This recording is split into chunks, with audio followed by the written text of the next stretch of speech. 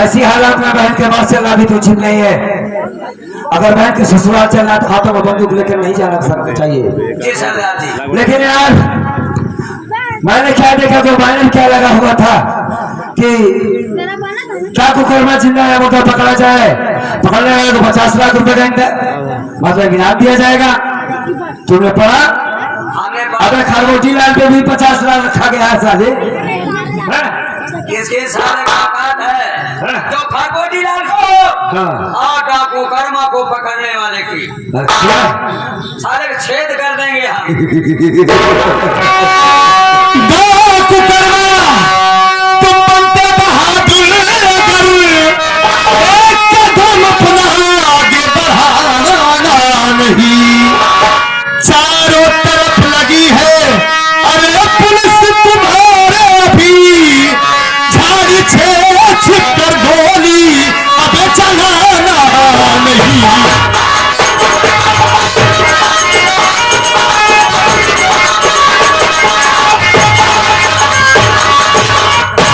डाकू कर्मा हरामजादे भागने की कोशिश मत करना, चारों तरफ से तुम घिर चुके हो और जिंदा बचकर नहीं जा पाओगे।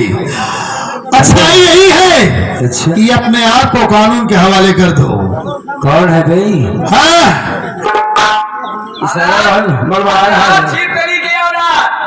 कौन है तू? मगरमच्छ से मैं इंस्पेक्टर पर्वत हूँ।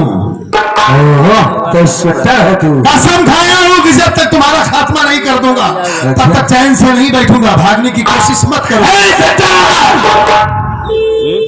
मौत की धमकियां किसे देता है तू?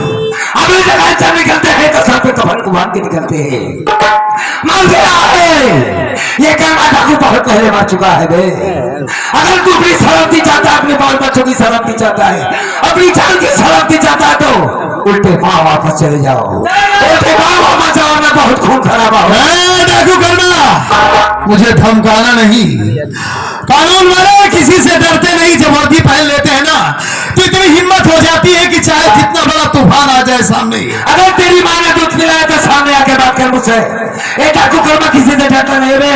चल अभी सामने आ रहा हूँ हरामखोर, तुझे जिंदा नहीं छोड़ूंगा। भागना नहीं प्लीज भाई।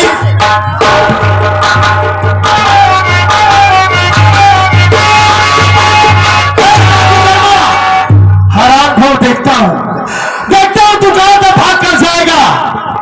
ये कानून तुझे भागने नहीं देगा। अगर मैं तेरा इनकाउंटर नहीं किया तो मेरी माँ का दूध हराम है। भागना नहीं डाकू कर्मा, आ रहा हूं मैं, आ रहा हूं सारे हरामखोर। भागना नहीं आ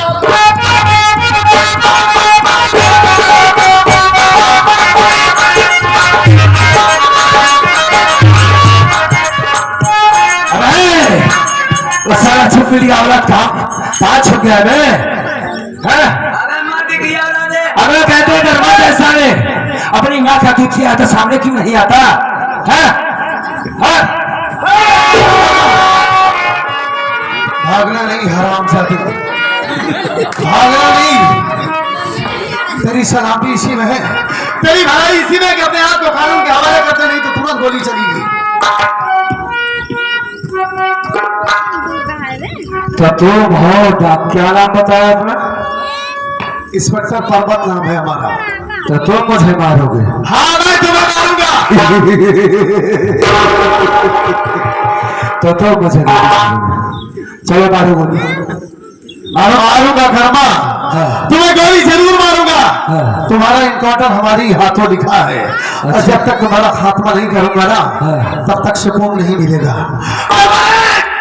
चलो मारो मारो गोली मारो। मैं तुम्हें यही कह रहा हूँ कि अगर और जिंदगी जीना चाहते हो तो अपने आप को कानून के हवाले कर दो। कौन से कानून की बात करते हो? कैसा कानून? कौन सा कानून? ऐसे कानून की बात करते हो जो साला बोल नहीं सकता, देख नहीं सकता और सुन भी नहीं सकता। कहना क्या चाहते हो? और कुछ कहना बाकी है इंस्पेक्टर? और सारी बातें हैं। क्या कहना चाहते हो? क्यों बना डाकू ये नहीं पूछोगे? क्यों मैंने डाकू? किसने बनाया डाकू ये नहीं पूछोगे? डाकू कर्मा मैं अच्छी तरीके से जानता हूँ। तुमने शेर कवलीबल का खून किया है और उसका खून करके तुम वहां से भाग लिए और कह रहे हो क्यों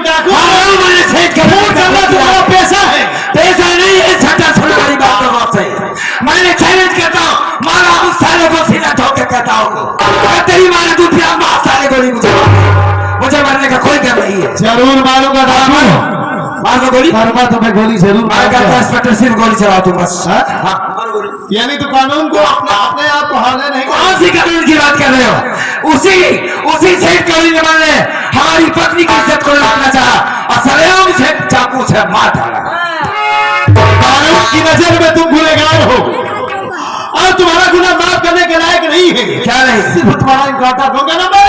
हाँ मारो गोली मारो। कर लिए बात लग गई गोली हमारी। हाँ कर लिया बात। आप कौन सी सजा सुनाओगे मुझे? अब तुम भाग नहीं सकते। अच्छा हाँ सजा तुम्हें क्या सुनाऊंगा? अभी तो पैर में गोली मारा हूं, अब सीने पर गोली मारूंगा। इंस्पेक्टर बहुत बड़ी मजबूरी है मेरे सामने। तेरी जवानी और ये सच्चाई, तुमने बगैर जाने समझे हमारे पांव में गोली मारा है। सेठ कौलीवाल कोई मामूली आदमी नहीं है।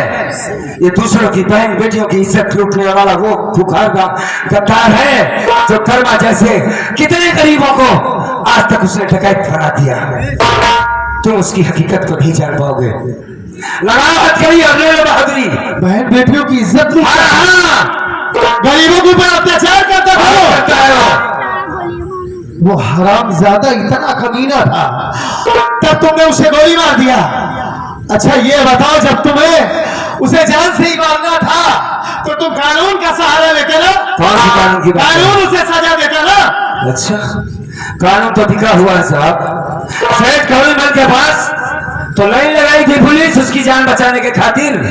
वो साड़ी पहनकर आने वाला कोई और नहीं था, डाकू कर्मा था। पहचानो मुझे। आपने हमें गोली मारा है, अच्छा किया। और कौन सी सजा सुनाना है? सीने पे गोली मार दो, ये बंदूक पकड़ो इसे। मैं अपने आप को कानून के हवाले करना चाहता था साहब। अपने आप को कानून के हवाले करना चाहते थे तुम? बचपन गुजर गया हमारा, गरीबी में बाबा बचपन में मर गए। एक भाई रही जिसका नाम कजरी था बाबूजी। मैंने शादी कर दिया पर्वत नाम के लड़के से मैनापुर में। सुख से मेरी बहन अपने ससुराल में रहा करती थी साहब। एक दिन की बात है, मैं गया, उसकी सास ने मुझसे 20,000 रुपए की मांग किया कि तूने दहेज क्यों नहीं दिया। गरीबों को जीने को तो बड़ी बात कोई हक ही नहीं बनता। जिसके बहन बेटी परमात्मा दे, सबसे पहले उसको दौलत दे, वरना बेटी देना बंद कर दे। खून के आंसू रो रहा था सर में, खून के। वापस आया कि चलता हूं अपनी गौरी से सारी बात बताऊंगा। किसकी सास ने मिलने से मना कर दिया। मेरी अपनी बहन से नहीं मिल पाया मैं, मेरी कजरी नहीं मिल पाई। गाँव आता हूँ, घर आता हूँ तो क्या देखता हूँ कि कजरी खंजर पकड़े हुए लहू लुहान ताक रही है। गौरी कजरी की याद में परेशान मेरी बेटी को नहीं ले आए स्वामी। उसने मुझसे मिलने नहीं दिया तो कहां से लेके आता? उसका 50 रुपए दूंगा तब कजरी से मिल पाऊंगा। इतना कहते कहते साहब मेरी गौरी मेरे हाथों में दम तोड़ दिया। मैं उसका इलाज नहीं करवा पाया। उसी दिन हमने कसम खाई कि जब तक सेठ कौलीवाल तुझे इस दुनिया से मिटा नहीं दूंगा साले चिंत, मैं शांति से नहीं बैठूंगा। और मार दिया साले को, मार दिया, मार दिया मेरा दुश्मन। पहले भी कहता था, आज भी कहता हूं, मुझे मर जाने का गम नहीं है। हम जानते हैं साहब कि मेरा इनकाउंटर होगा, मैं मारा जाऊंगा। मैं जज्बात में इस वजह से बात करता था कि इंस्पेक्टर तुम मुझे गोली मार दे, मैं जिंदा नहीं रहना चाहता, मैं जीना नहीं चाहता हूँ। हमारी धर्म पत्नी नहीं रही, माँ बाप नहीं रहे तो जी कर क्या करूंगा। एक आखिरी बात साहब, अगर मुझे गोली मारना तो मेरी लाश मेरी बहन के सुपुर्द कर देना साहब। छोटे अब पता चला कि तकलीफ क्या होती है बे। वैसे भी तूने बड़ी मदद किया है हमारी। मेरे मरने के बाद तो कजरी से जरूर मिलना और उसे ये बताना कि तेरा बहादुर भाई मरा नहीं बल्कि शहीद हो गया। मार दिया तेरी भाभी के कातिल को, जान से मार दिया सारे गद्दार को। साहब मार दो साहब हमको गोली, मैं जीना नहीं चाहता हूँ साहब, मार दीजिए मुझको गोली।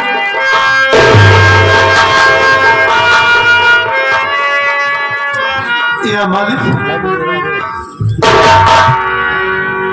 ये मुझसे क्या हो गया?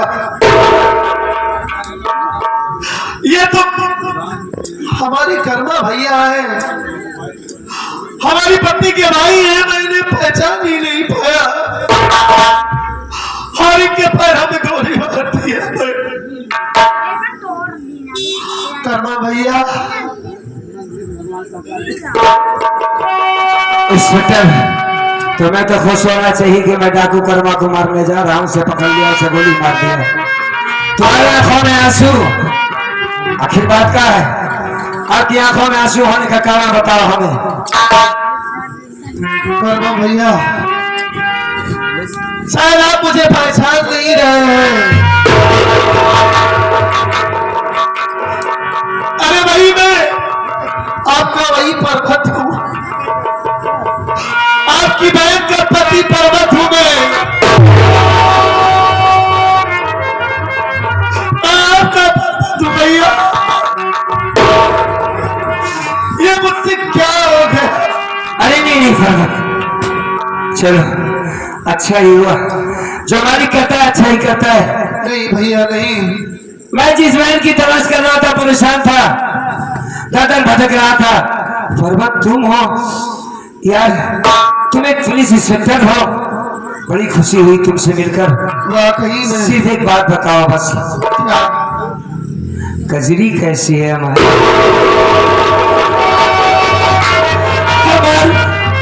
हमारी मुन्नी कैसी है सर?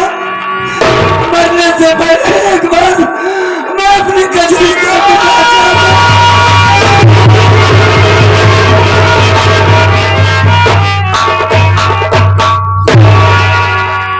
भैया हाँ, मैं आपकी ख्वाहिश जरूर पूरी करूंगा।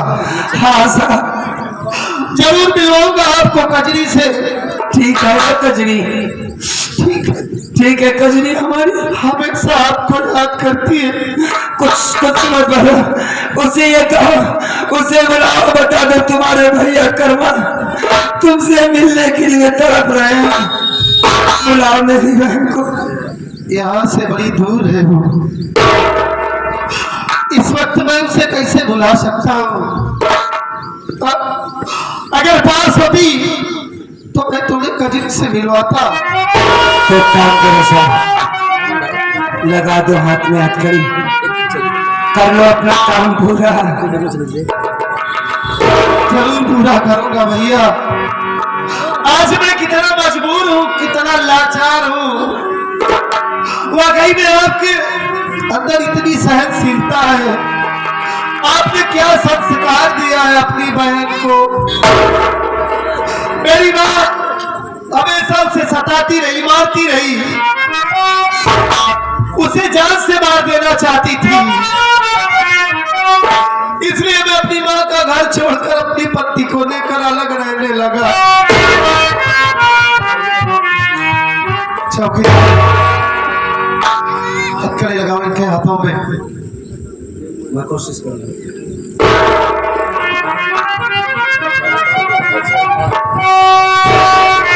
भैया चलो, मैं आपको जेल लेकर चलता हूँ और आदेश है कोर्ट से, सरकार से, कि मैं अपने हाथों हाथ इनकाउंटर करूं, और वो काम आज नहीं करूंगा, मैं कल करूंगा। कल का आदेश है। तो देरी मत करो साहब, ले चलो मुझे, क्योंकि तकलीफ बहुत ज्यादा है आपको। मरने से पहले जरूर एक बार अपनी बहन से मिलना चाहूंगा साहब। चलो भैया, चलो ले चलो साहब।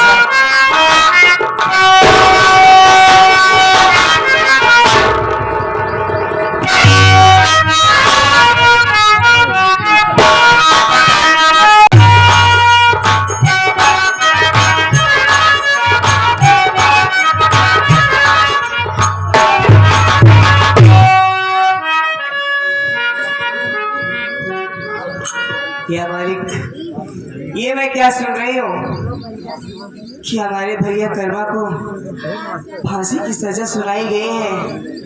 अब मैं क्या करूँ, कैसे करूँ, मेरे तो कुछ समझ में नहीं आ रहा है। बैठ करके यहीं पर इंतजार करती हूँ अपने स्वामी के आने का।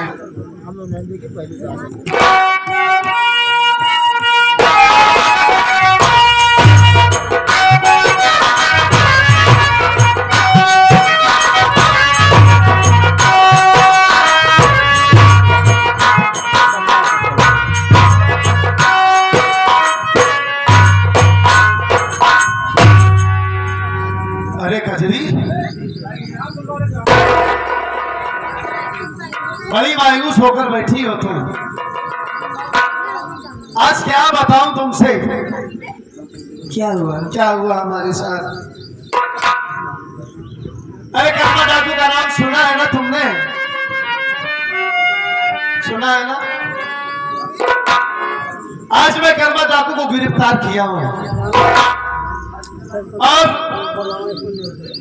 क्या बताऊं तुमसे, कैसे कहूं कजरी कि कर्मा डाकू कौन है। क्या मैं तुम्हें इस वक्त नहीं बताऊंगा,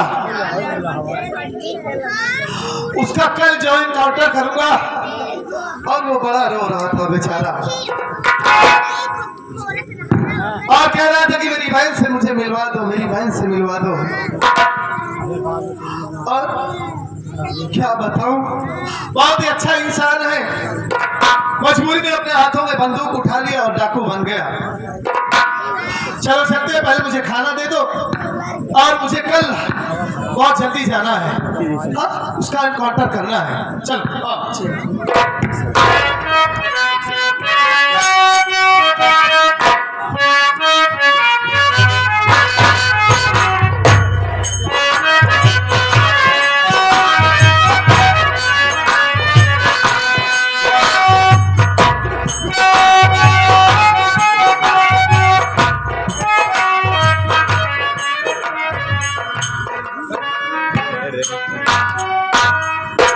अरे चौकीदार,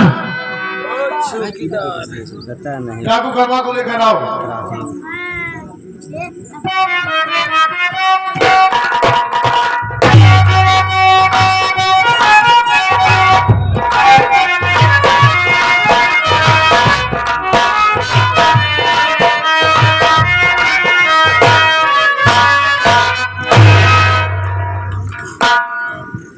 साहब। डाकू कर्मा, हाँ साहब बोलिए।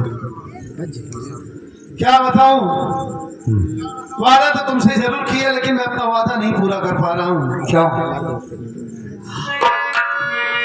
आपने वादा किया था कि मेरी बहन से आप मरने से पहले मुझे मिलवाएंगे। कहा हुआ कजरी नहीं मिल पाएगी मुझसे। इस वक्त उसकी तबीयत नहीं ठीक है, और मैं ये बताया भी नहीं कि आप उसके भाई हैं, और देर बहुत हो रही है। मुझे माफ करना, मैं कानून के हाथों मजबूर हूँ, और मैं तुम्हारे लिए कुछ नहीं कर सकता। तो ठीक है साहब, अगर आप कुछ नहीं कर सकते तो अपना काम पूरा कीजिए, मार दीजिए मुझे गोली, मेरा खेल खत्म हो जाए, आपकी तरक्की हो जाएगी साहब। माफ करना मुझे कर्मा भैया, जो काम मुझे नहीं करना था, जो काम मुझे करना पड़ रहा है, बस कानून की वजह से मैं मजबूर हूँ। बड़ी अच्छी बात है, पूरा करो। नंबर 1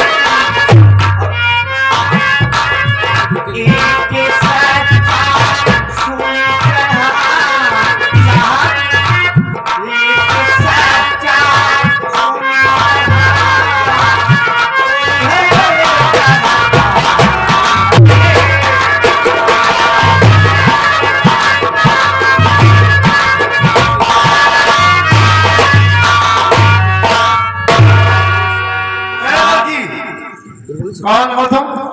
क्या नाम है तुम्हारा जो कानून के काम में बाधा डाल रही हो? हाँ साहब, आप बिल्कुल ठीक कह रहे हैं, लेकिन साहब शायद आपको ये नहीं मालूम है कि जिस इंसान को आप सूली पर चढ़ाए फांसी देने जा रहे हैं साहब, वे व्यक्ति निर्दोष है, उसने कोई दोष नहीं है। क्या सबूत है तुम्हारे पास की डाकू कर्मा निर्दोष है? साहब मैं भी जानती हूँ कि कानून को सबूत चाहिए और बगैर सबूत को किसी को निर्दोष साबित नहीं कर सकती। साहब ये लड़की जो आपके सामने खड़ी है एक खुद सबूत बन करके आई है। अच्छा ये बताओ, हाँ तुम कह रही हो कि मैं खुद सबूत बनकर आई हूँ, हाँ, लेकिन मैं तुम्हें पहचान नहीं पा रहा हूँ। तुम हो कौन? नाम क्या है तुम्हारा? कहाँ की रहने वाली हो तुम?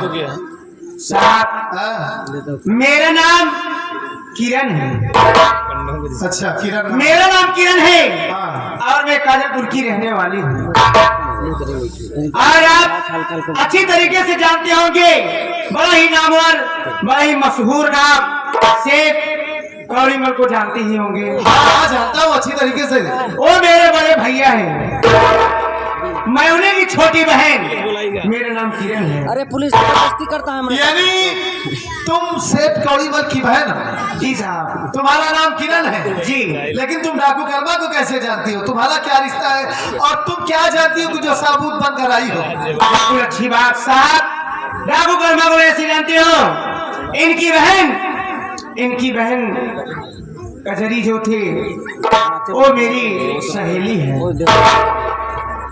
खार जो गौरी जो दुनिया छोड़कर चली गई वो भी कोई और नहीं, वो मेरी भाई थी।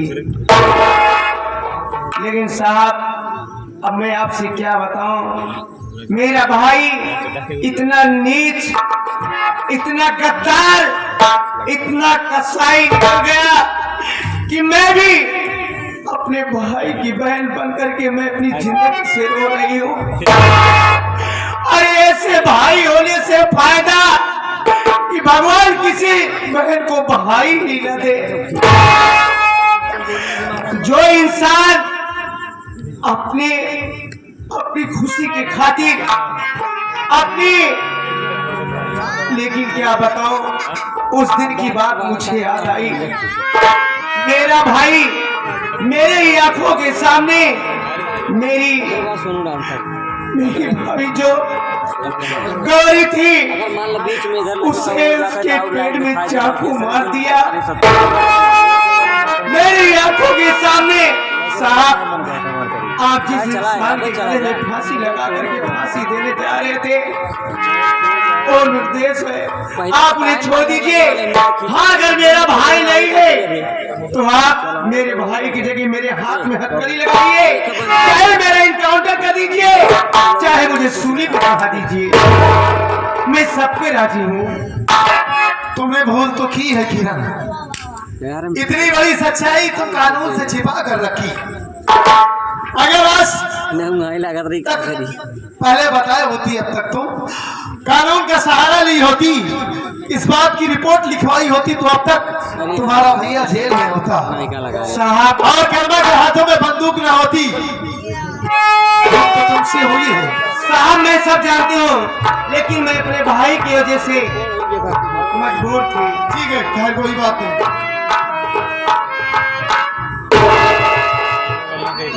अरे कजरी, स्वामी माँ तुम्हारे साथ में? और ये माँ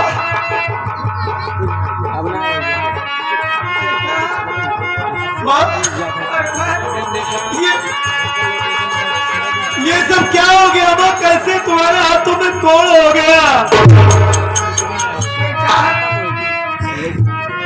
मेरी बहनी का फल बनेगा, मुझे छूना नहीं बाबा, मुझसे दूर रहना। नहीं मैं आपसे दूर नहीं रह सकता माँ। बहुत दिनों के बाद आपको देखा हूँ, आपके सीने से लगना चाहता हूँ। बुरी हो आप चाहे जैसी भी हो, लेकिन आप हमारी माँ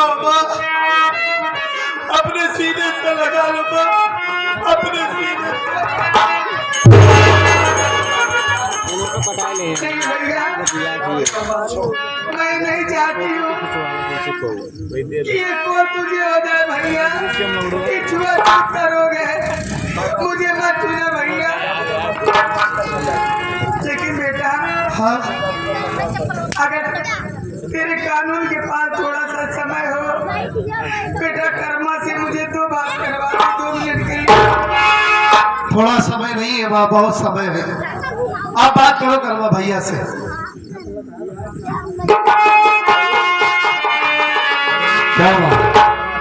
क्या बात देख रहा मैं तुम्हारे आंखों से आंसू बह रहे हैं। हाँ बेटा कर्मा, अच्छा मुझसे बहुत बड़ी भूल हो गई, अपने घर को मैं बर्बाद कर डाली बेटा। हाँ। हो सके तो अपनी माँ समझ कर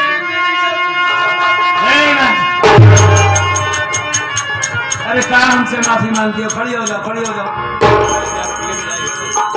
आप हमारी बहन जैसे कजरी की सास हो, उसकी माँ हो, से मेरे लिए मेरी माँ हो।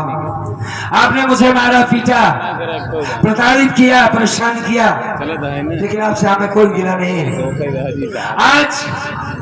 आज ये 60 साल भूखे मुझे गोली मार देते, लेकिन जिस लड़की को मैंने अपना दुश्मन बनाया था, सैयद कालीमल की बेटी, आज उसकी बहन, आज उसने यह वाकई साबित कर दिया कि अगर भाई कसाई है तो जरूर नहीं कि बहन कसाई हो। उसकी बहन के अंदर ऐसी आत्मा है जो उसने साबित कर दिया कि एक लड़की है। आज उसी की वजह से मेरी जान बच गई, जो तुम मुझे जिंदा देख रही हो। लेकिन बेटा कर्मा, हाँ तू अपनी बहन से मिलना चाहता था ना? जरूर। मैं मिला न सकी, लेकिन आज तेरी बहन मुझे लिवा करके यहाँ तक आई है भैया। बड़ी अच्छी बात है। अपनी बहन से मुलाकात कर ले मुन्ना। कहाँ है कजरी?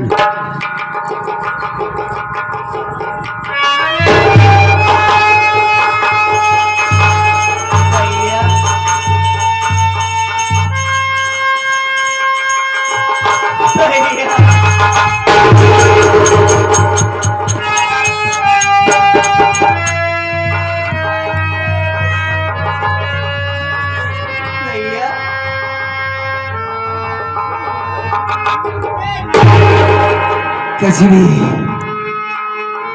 ये वो कजरी है जिसे देखने के लिए आंखें तरस गई।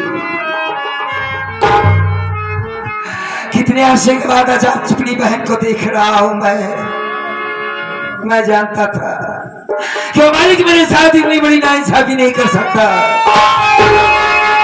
मरने से पहले एक बार देखना चाहता था कजरी को, सो आज देख लिया। एक भी शब्द मत बोलना कजरी, खाली चुपचाप तुम खड़ी रहना, जी भर के तुम्हें देखना चाहता हूँ। देखे आज तेरा भाई बेबस कानून का दुश्मन बन गया बागी, लेकिन नहीं, जिस कतार ने तेरी भौजाई की इज्जत को लूटना चाव से गोल मारा, मैंने उसे दुनिया से मिटा दिया। बहन आपने बड़े भैया के पास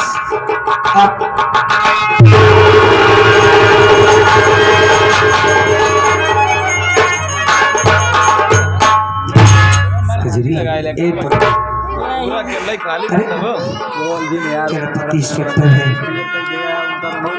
जो हुआ उसे भूल गया।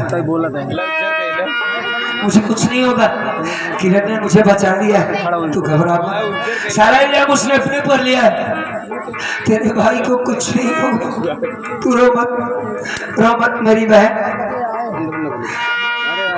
इंस्पेक्टर साहब, आपका क्या फैसला है ये बताइए।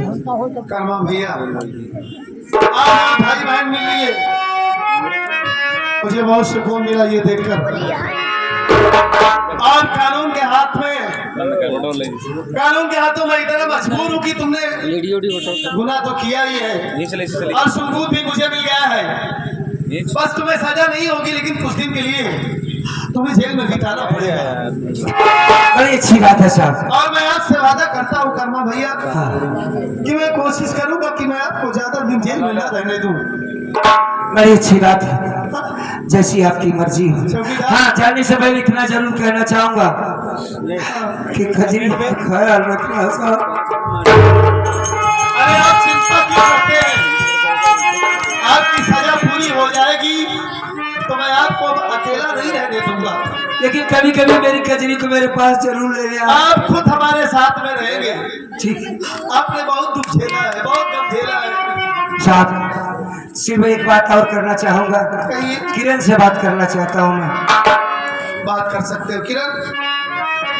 बहन किरण, आज तुमने एक बहन होने का हक अदा कर दिया।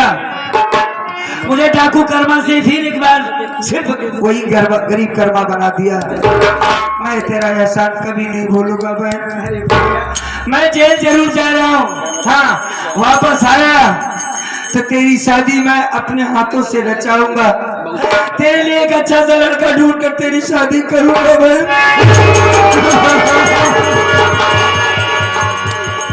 मुझसे मिलने जरूर आना बहन। वाकई में आप सच कह रहे हैं कर्मा भैया। अगर ये वक्त पर ना आती तो आज मेरे हाथों आपकी जान चली जाती। और मैं आपसे वादा करता हूँ कि इस नए काम में मैं भी हाथ बटाऊंगा। ले चलो चौकीदार।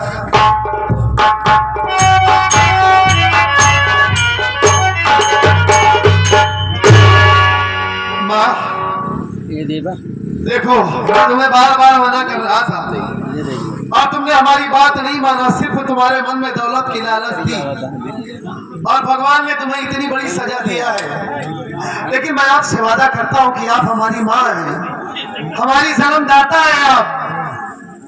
मैं आपका इलाज करवाऊंगा और बढ़िया डॉक्टर से आपका इलाज करवाऊंगा। बिल्कुल ठीक हो जाएंगी माँ, और चिंता मत करो, सब ठीक हो जाएगा।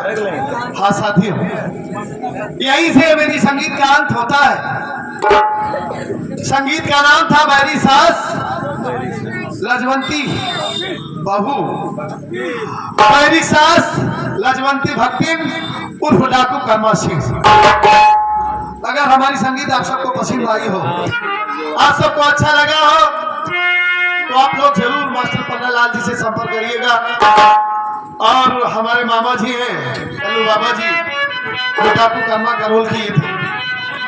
और हमारे मैनेजर साहब छोटू जी जो जोकर है। और दोबारा मिलेंगे आप लोगों के साथ में, आप लोगों के सामने एक नई संगीत के साथ। इसी के साथ जय हिंद, जय भारत।